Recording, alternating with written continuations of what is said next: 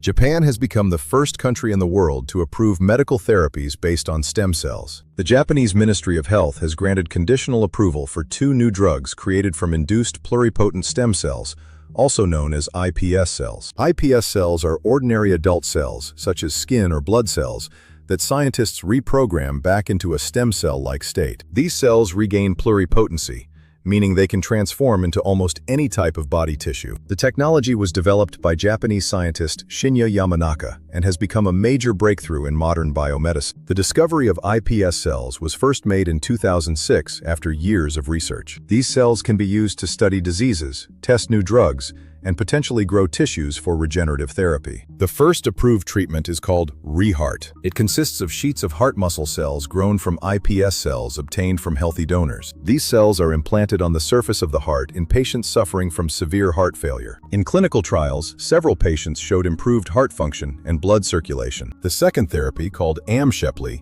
is designed to treat Parkinson's disease. It uses dopamine-producing neuron precursors created from donor iPS cells. These cells are transplanted into the brains of patients to help restore neurological function. In trials, many patients experienced improvements in motor function. Both treatments are produced at the world's first commercial iPS cell drug manufacturing facility in Osaka. The stem cells are supplied by the iPS Cell Research Foundation at Kyoto University. The approval is currently conditional, and long-term safety and effectiveness will continue to be studied. Japan has created a special regulatory system that allows faster access to regenerative medicine technologies. Scientists believe this breakthrough could mark the beginning of a new era in regenerative medicine. If you enjoy learning about future medicine and scientific breakthroughs, like this video and subscribe to the channel.